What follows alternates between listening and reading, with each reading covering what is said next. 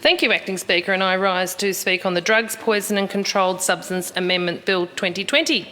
And this bill basically does two things, and the first is to legitimise the existing and effective harm reduction practice of sterilised needles out to those who need to use the injections. And it also brings Victorian legislation into line with our other Australian jurisdictions. So I want to take this opportunity to thank the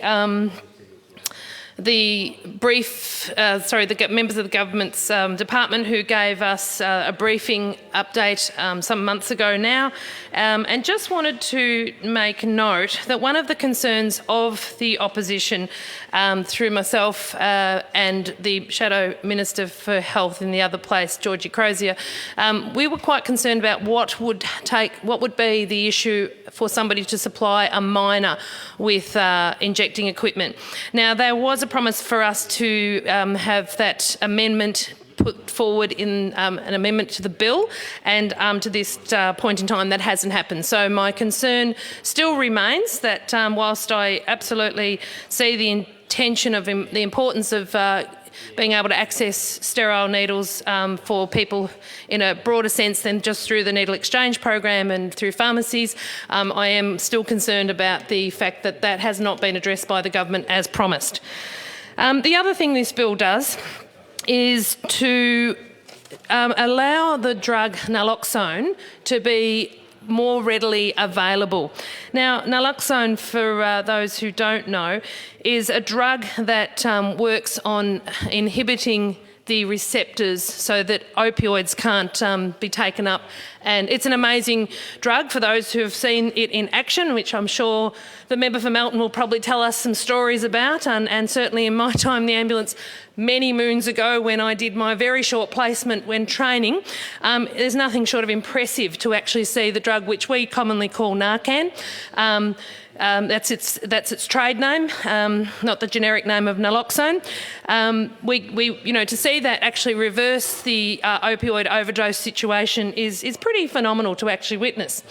But what's really sad is that we still see in our community so much use of drugs, and it's really important that we help the community address the issues of overdose, and having that more available is something that will do that. And I bring to the Parliament's attention that a lot of this work began under the guise of the Minister for Health, Mary Wooldridge, during the Liberal Napthine Baillieu government's time.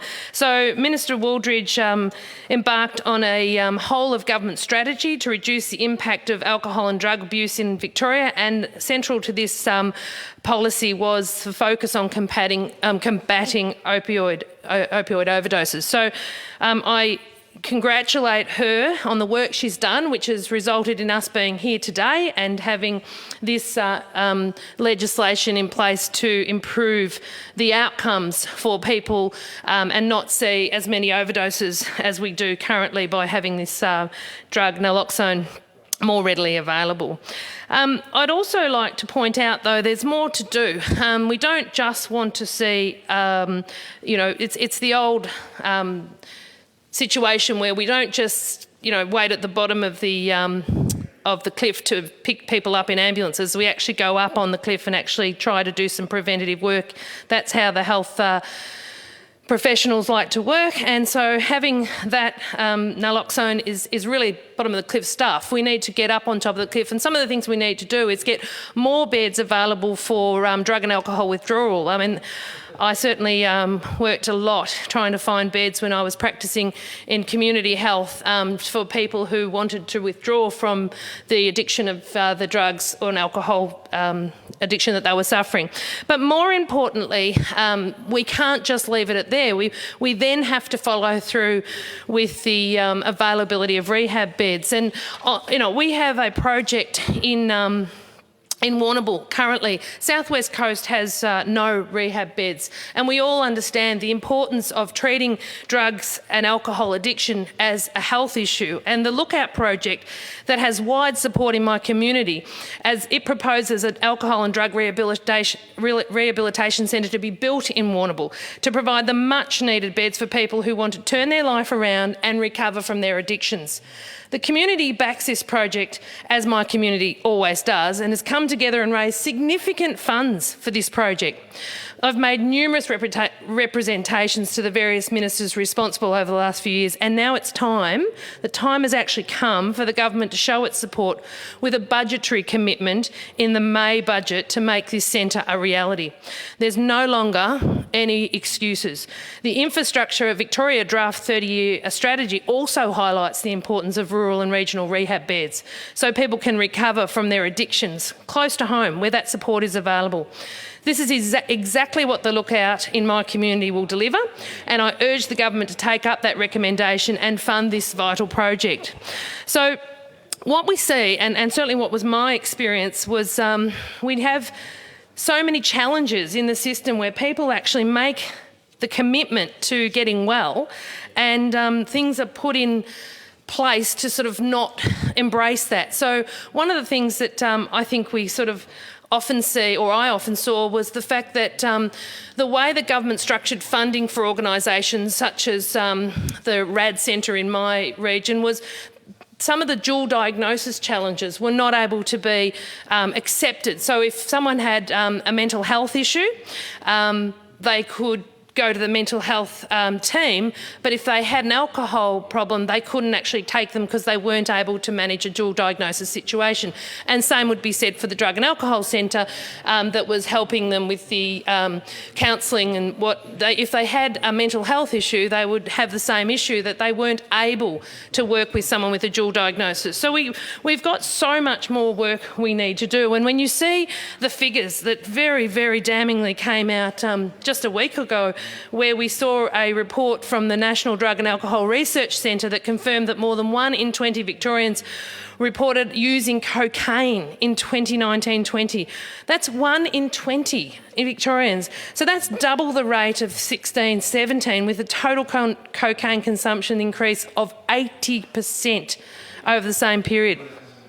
So it also reported that the pandemic and Victoria's extended lockdown had been a boom time for drug dealers, with strong demand triggered as casual users sought entertainment and escape during the gruelling lockdown. So to see Victoria named the heroin capital of Australia, with more than 45% of total heroin consumption from the nation, are damning statistics. So there's a lot of work to do, and that's why I say there's absolutely no excuse now for the government not to actually act and really get behind funding these projects. We've seen this week with the Royal Commission handing down findings into the mental health crisis. There is just no excuse. It's about getting on with helping people, often with mental health issues, not always, who are self-medicating. And we need to understand, I certainly see this as a health issue, and we need to understand that we are needing to, as parliamentarians and as you, the government, have the responsibility to fund the health services in a way that makes it accessible, because this is a health crisis. You should be able to enter a hospital, as we heard yesterday, and be addressed as a health issue, not made to feel like there's nothing on offer for you. This is not special mental health. It should be funded as a normal health issue. We don't have, when we discover a new technique, we don't put a new fund on, or a new levy on that to fund, a new surgery. It's embraced into the health system. And it's time we looked at mental health and drug addiction as issues that are health challenges, and not making it too hard, having people and families feel unsupported. It's time to stop talking the talk and addressing the issue as a whole of health approach. And I watch with interest at the government's ability to fund the necessary responsibilities they have, and I think they could start by using a lot of the waste funds better.